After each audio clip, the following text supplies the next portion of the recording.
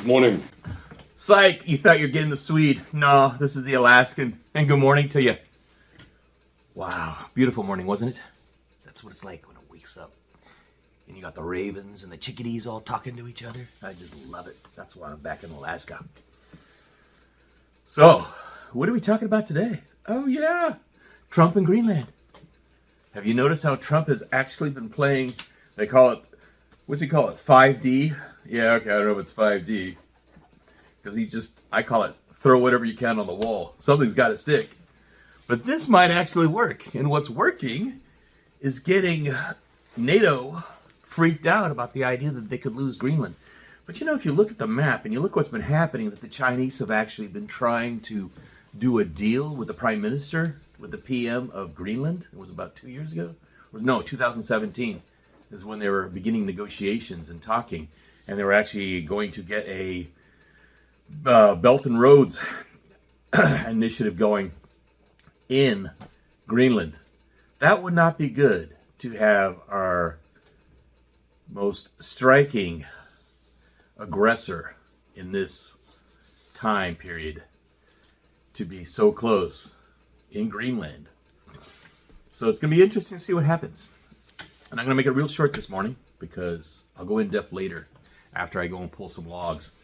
Because I just dropped some birch, which if you don't know about how to heat your house, let's start with spruce beetle is a good way to get the fire going. But if you got to have a fire burn pretty warm, hot for a long time, the best we have up here is birch. Hopefully it's been cured and dried. I do not have that, so I'm just cutting old trees that I'm not using for tapping, because we do tap our birch trees for sap so we can make birch syrup. But as they get older, the best thing to do with them, because they become very dangerous, as you'll notice inside the core. Let's see if I got, don't have one that I can show. Well, actually I can show you one.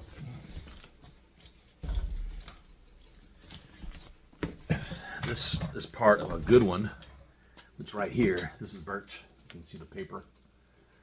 The bark on the outside, that's what catches on fire first. But this gets all pulpy inside, and you can see where the cracking lines in here. This will actually get really pulpy. And the base of this tree was basically all fibrous and pulpy.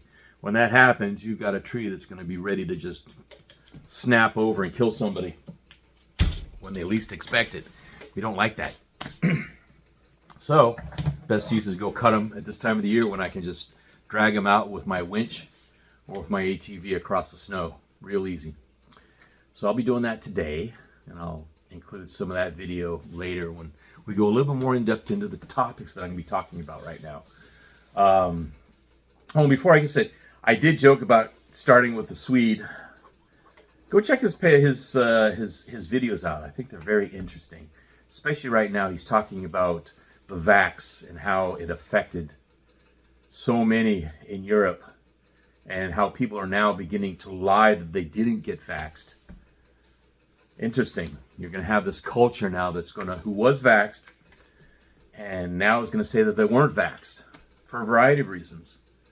They've talked about the idea that sterility has come up. They've talked about the idea that a lot of women who got it ended up miscarrying. And since I have someone very close to me who is in the medical field and I get these reports directly, I'm going to try and talk about this kind of stuff in later talks, little coffee talks, and how best maybe you might be able to confront the issues if you did do it. Personally, I did not do it. Everything I was reading was telling me do not trust the government. But I was raised not to trust the government, and having worked for the government, I know never to trust the government. You need to have clear thinking in terms of how you interact with the government.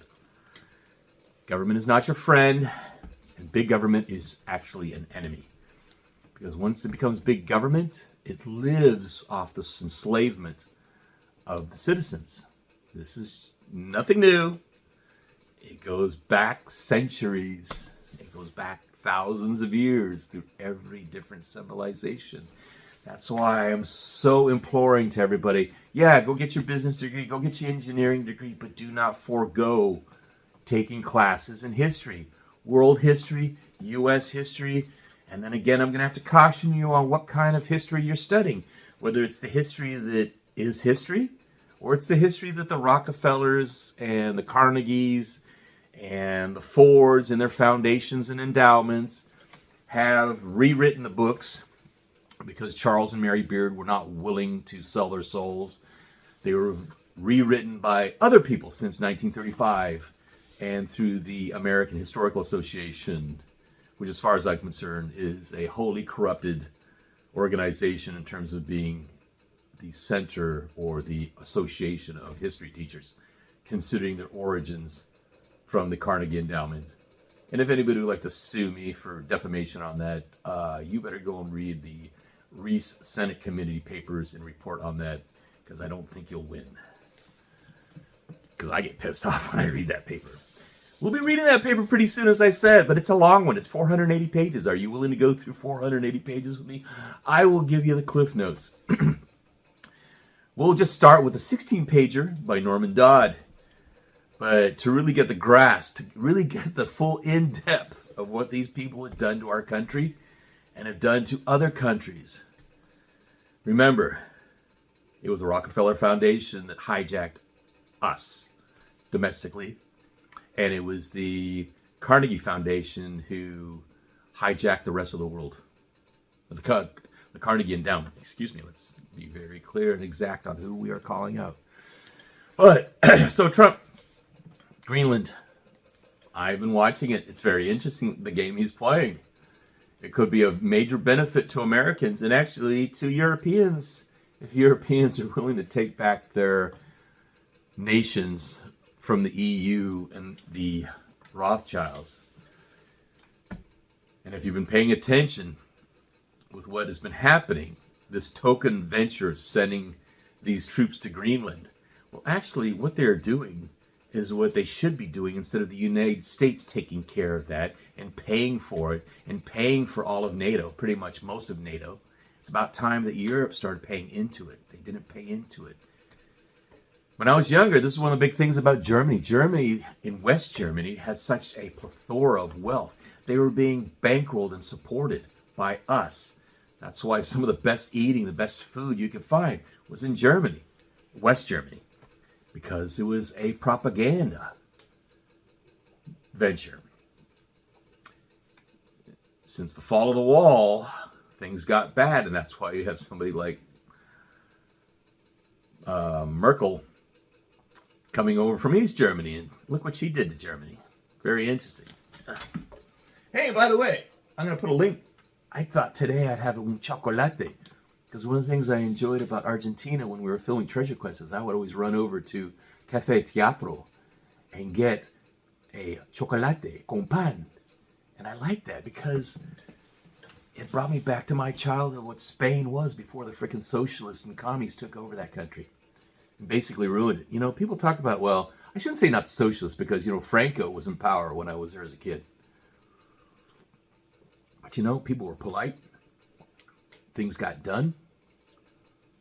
And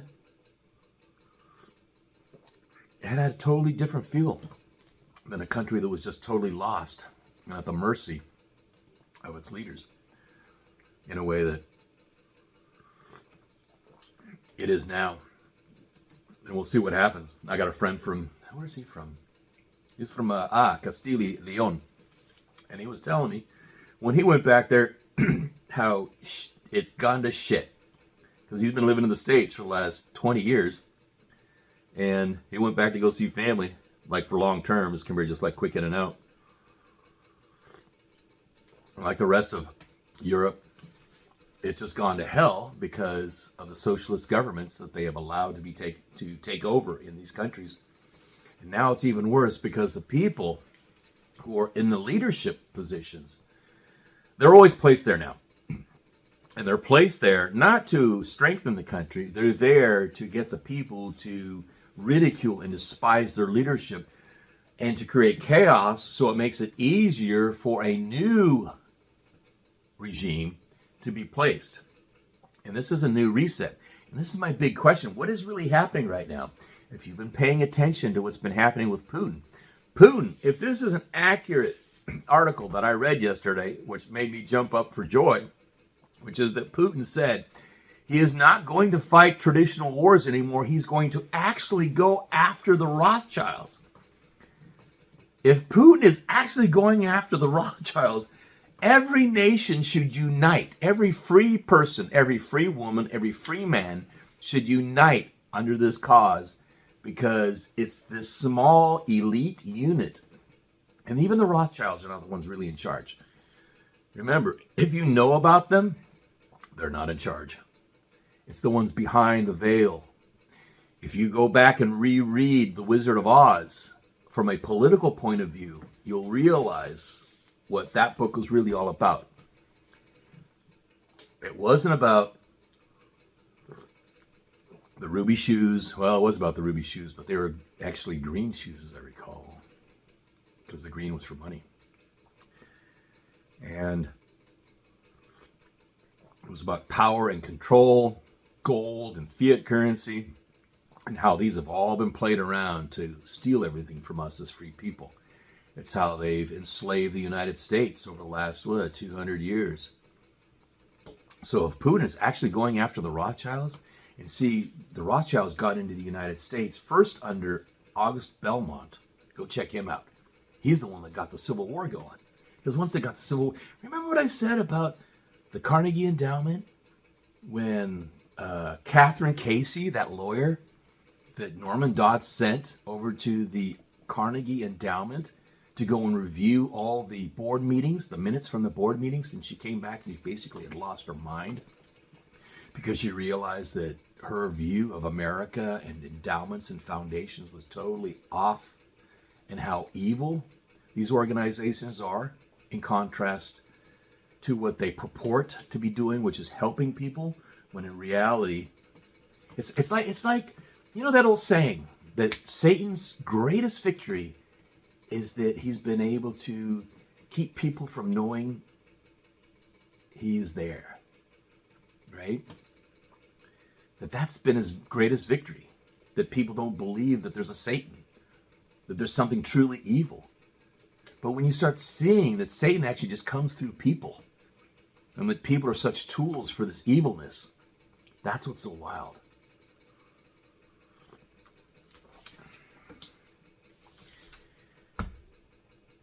And you see what's happening right now, and you're seeing this major reset.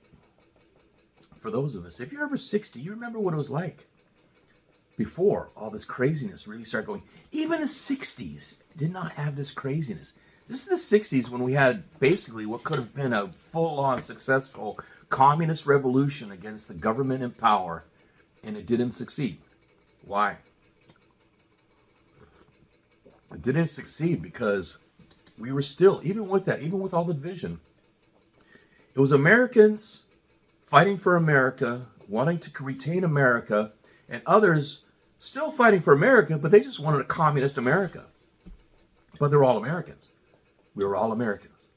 Right now, what you have through this disillusion that was initiated fully by the prior administrations, and I'm not going to say that one administration is better than the other, because you start to realize they're all the freaking same. They're all the same. They're played, and they're used to play us against each other. That's why a Democrat can be mad at a Republican, a Republican mad against a Democrat, and yet the ones who are actually being idiots are the ones who are getting so emotionally entranced by this division, and the ones who are laughing are the elites up top who are making so much money off these games back and forth. Remember, change is not comfortable, and they know that, so that's why they've been pushing all this stuff. But you get change going because you create chaos. When people are fat and happy, nothing gets done, right? But when people are in chaos, they don't like it being uncomfortable, so they'll do anything that they can in order to get back to that sense of calm and peace that they had before. Even if they'd be willing to even give up their rights and freedoms to a dictatorship to take over, as long as that dictatorship promises peace and they can get back to their lives. But will you be getting back to your lives if you actually bring in this dictatorship, this tyranny? You're relying on the leadership, and leadership is human. And look at the people around you. Would you trust one person out of all those people to have total control over your life? 100%. Some of you might, because you think it'll be easier, right? So what else we're going to be bringing up later? Oh yeah, War Plan Red. I love that one. That was a plan. 1939. It was actually just before World War II. There was a possibility we weren't going to be going to war against the Germans. You know who we were going to be going to war against? The Brits. Yeah. And we were going to be fighting Canada because they were going to be the proxy for the UK. And the DOD actually created a war plan. And guess what Trump is doing? He's dusting it off. It's going to get wild. Oh, yeah. So while everybody's all just distracted by eyes and idiots freaking running around in Minnesota thinking they're freaking like 1776ing with their little AR-15s, with their little painted fingernails, and their gay-ass freaking eyeglasses, yeah. Good luck. You've never fought a battle. You fight a battle with people who know what they're doing, and you're a pretender, and you're a freaking poser, and you're being played upon by people who are relying on you being an idiot, then you get idiot awards.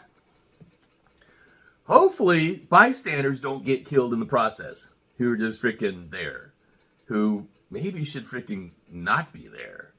Go home. Go take care of your own neighborhoods and unify. Don't have these people come in from outside thinking, oh, we're going to defend you. You should be defending your own neighborhoods. And you shouldn't be defending your neighborhood from the people who are supposed to be coming in to pull out these illegals. I'm going to be talking about this guy who was a freaking Hmong. And that pisses me off. It pissed me off at first because I have a deep heart connection for the Hmong, because if you read my Bamboo Chest memoir about when I snuck into Vietnam looking for the MIAs under the ruse of a treasure hunt, you'll also read about the time before that when I was tracking Colonel Bo Greitz up at the border with Laos, and I got hooked up with the Hmong. And the Hmong were still fighting their battle against the Pathet Lao. Well, there's a Hmong who got deported last year, and he's over in Laos. He doesn't speak Lao. He's Hmong, so he speaks Hmong. Hmong people are the highland people. They're the mountain people. And they're actually not from that area. They're from China. They came around thousands of years ago, and they ended up in that area. And then during the American participation in the Vietnam War, after the French lost, the CIA took over in Laos and hired the Hmong as mercenaries to fight and try to cut off the arms smuggling lines coming in from North Vietnam. So they'd come out, go through Laos, down through Cambodia, and then come back into South Vietnam from that point. And the CIA was running missions using Nung and Hmong mercenaries. Nung are they're Chinese mercenaries, and mainly were used in South Vietnam during the war. But they'd use heavily the Hmong people, and then Vang Pao was their commander. And there's a whole history about that with Air America supply, cutting out airstrips in the mountains and the highlands of Laos, resupplying these people. And then at the end of the war, they all had to run because the Pathet Lao, who took over, were practicing genocide against them. And so they made it into Laos. You had Camp Ban Vinai. That's where I hooked up with the Hmong Highland people. in Camp Banvanai, and this guy who was in Oklahoma and got deported from Oklahoma. The question that I had, and see, this is the thing I'm starting to realize, there are a lot of Vietnamese, there are a lot of Lao, there's a lot of Hmong and Montagnard, or Degar, properly called, who are in this country, who I realize who are like second and third generation, who never got their citizenship, which I find weird. Because that would be the only way that this guy could be deported out. Plus, he was a gangbanger. He basically was a Grand Theft Auto guy, which I find amazing. You know, stupid pet tricks. Don't frickin' do them. And as a result, he's been in this country, you know, since the 80s. He was born in a camp in northern Thailand. Thailand does not recognize them as citizens, so he wasn't sent to Thailand. He was sent to Laos. And he's not Lao. Psychologically, he's not Lao. Linguistically, he's not Lao. He's screwed. And the reason is because he didn't get his citizenship. So all you people who are in this country who have not gotten your citizenship, but you've been enjoying the system, wake up. Because I think Americans are getting kind of fed up with this shit. Because it is bullshit. If you're in a country, take the citizenship if you've been there that long. Because, frankly, you're not of the country that you came from anymore. You're an American. Get your citizenship. Don't fuck around with this stupid shit about, well, you know, hey, I don't have to. Or I let it go. I forgot about it. I guess people are having to be responsible now. That's what it's causing people, to be responsible. And after years of being irresponsible, wow, amazing on that one, right? So if this war plan gets going with the UK, and we actually become allies with Putin, would that not be wild? You heard it here, maybe the first. United States, Russia, the old alliance, all the way back to Abraham Lincoln. Oh yeah, that'd be pretty kind of interesting. You know, when Lincoln got a letter of condolences from the Tsar of Russia, saying, "I'm sorry you're in a civil war, and I hope that it resolves." That's kind of friendship we had with Russia. And Russians and Americans are much closer in terms of culture, psychology, than we are with the Chinese. Just face it, I was raised in Asia. I've even been complimented by my Chinese friends who have called me cunning. Now, for an American to say, "Oh, he's cunning," that's like, whoa, that's kind of a slight. But you know what? To the Chinese, if you are cunning, if someone says that you are cunning, just say thank you. Thank you. Be cunning. It means you're freaking smart. It means you're intelligent. It means you're paying attention. It means you're not being an idiot. Don't be an idiot. We got my favorite one. Oh, yeah. The Zionists are trying to take over South America. How are they doing it? Well, you've been seeing all these fires. And if you don't read Spanish, hey, here's a plug for Ecuadorian alpaca. My cousins brought it up. If you've ever had an alpaca sweater and you're into mountaineering, you're going to want to buy 2 or 3. So, hey, go to Ecuador. Even go to Peru if you want. But pick up some alpaca. I'm going to be using a lot. I'm doing some goat hunting this next fall, so I'll be wearing this sweater up in the high mountains. But Israel's invasion of Patagonia, how are they doing it?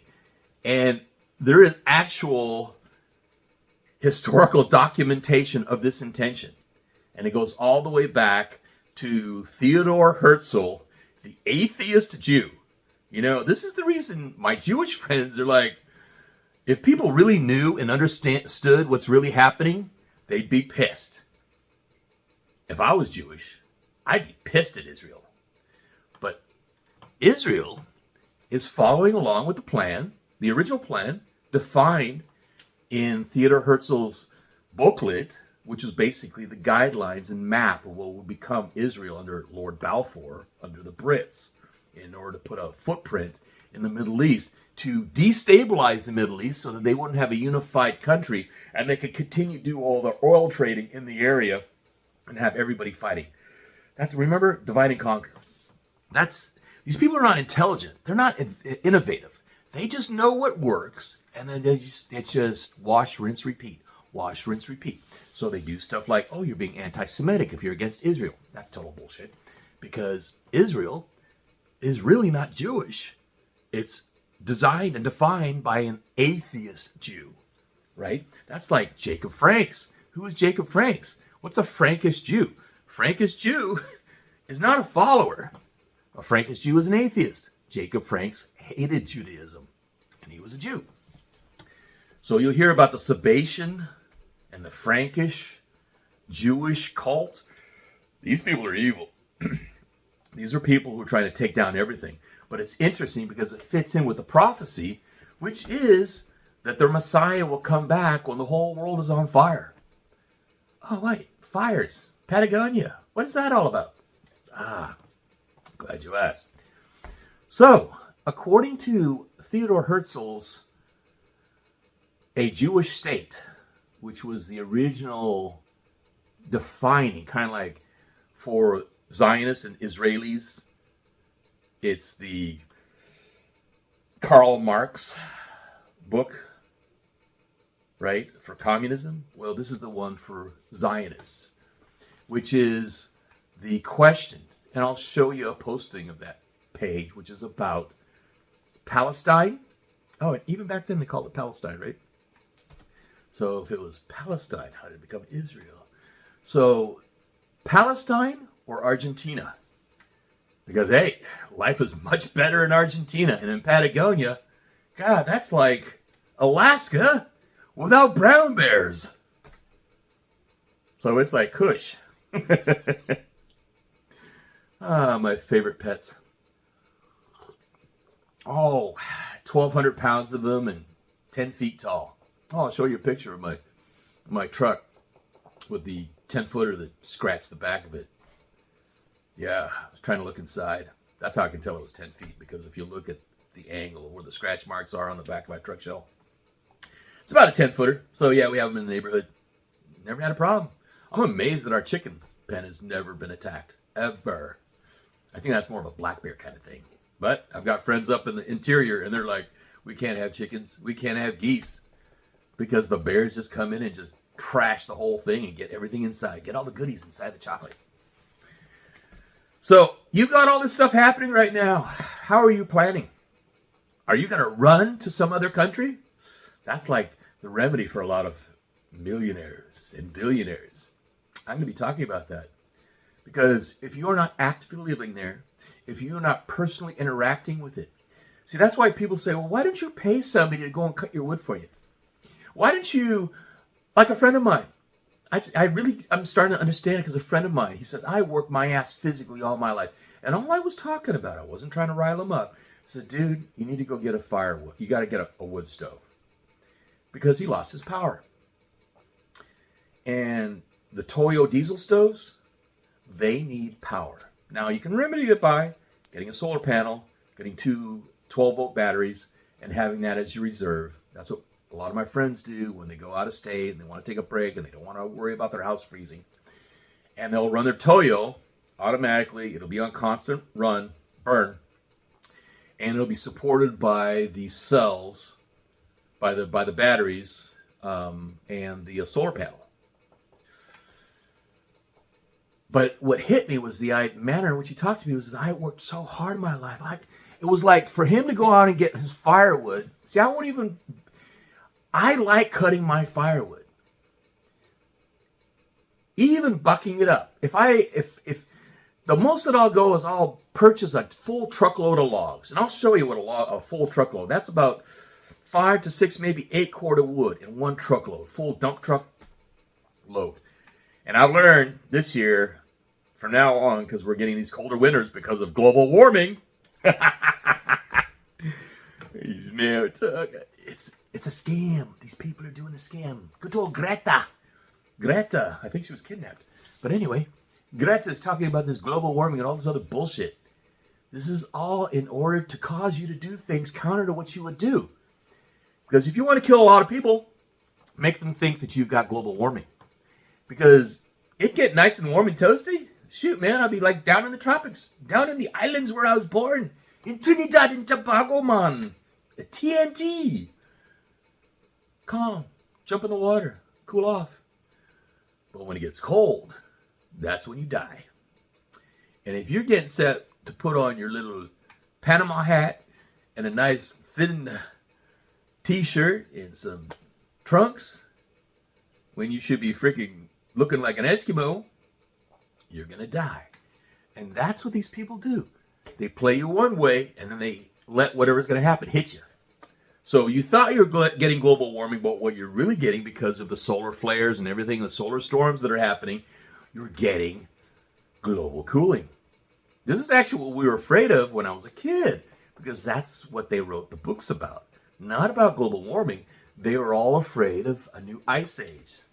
I tend to believe that more, because I think that was before the evil cabal and the Rothschilds and all these foundations started realizing that they could not only thin out a bunch of us, but they could also profit by doing so. So while you're buying all their crap that they're going to make and sell to you, they won't do a damn thing for you because it's set for the global warming, when in reality, you're getting hit by the global cooling, as you may have noticed in the eastern part of the United States. Oh, in Austria, that prepper girl in Austria, I was listening to her. She was talking about how it's so damn cold in Austria. Yeah, it is. It's going to be really cold. So, if you're not living down by the equator and you have problems with cold, maybe you should move. But how to move? A lot of people are making it based on financial reasonings, where they think they can hide their money, where they think they'll be safe. I'm going to show you, you will not be safe in any part of the world unless you make it safe. That's the reason I'm in Alaska. I'm in Alaska because I know how to make it safe. In this environment. I was born in the tropics. I was born in Trinidad and Tobago. I was raised in Vietnam. I was raised in Singapore. I traveled throughout Borneo, Philippines, Laos, Cambodia. God, other countries I've been to. India. The only part I've stayed out of is Africa, but I got a lot of friends who are asking me to come into Africa. Go check it out. But I've been in the tropics. I understand the tropics. I understand what it's like to be in the warm. I understand what it's like when you've got more people around you, and that's where you have higher populations. And remember what my friend said. He wanted to live, when he left the UP in Michigan, he wanted to live in an area where he could be sure that he would run out of people before he ran out of ammo. Take that to heart. Because if you've been in places like I've been in places where you have real starving people, you realize all those zombie movies about screaming and freaking out zombies running after you, wanting to eat your brains. Yeah, that's not fantasy. When people haven't eaten for days, they go cray-cray. And when they go cray-cray and they're hungry, they will look like hordes, especially if they think you've got food. And the only way you're going to defend that food is going to be ammo. So on that note, if I got time after pulling my logs, I'll get back and we'll go further into this. We're going further into what they're doing in Patagonia, which is wild, because it's like, it seems to like all my English-speaking friends, it's like, oh, what is that happening there at the fires? Why are they doing that? And why are they IDF? And I'm going, oh, you're not reading the articles in Spanish from Argentina that have been talking about this since 2017? That they are actively trying to create a new Israel in Patagonia. And man, shoot, Patagonia, in contrast to Israel right now, that's a no-brainer. Shoot, I bet you'd be on the plane. You could have beautiful snow-capped mountains, red stag in the forest, trout in the rivers. Man, you could have your own rancho. Oh, and on the cheap, because Millet Milikowski. God, that pisses me off. I'm enjoying un petit de français, un petit de chocolat français, hein? Un chocolate de España. Muy bueno. Yeah. That's the beauty of Argentina. It's Spain or France or Italy in the 70s. That's why that's the romance of Buenos Aires in Argentina. Is you can go back to nostalgia. We'll talk about nostalgia and why it's becoming very, very important.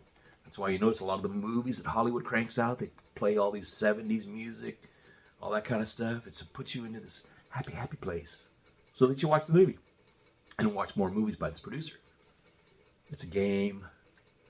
Pawns in the game. Don't be a pawn. On that note, a bientôt. Hasta la vista. God bless.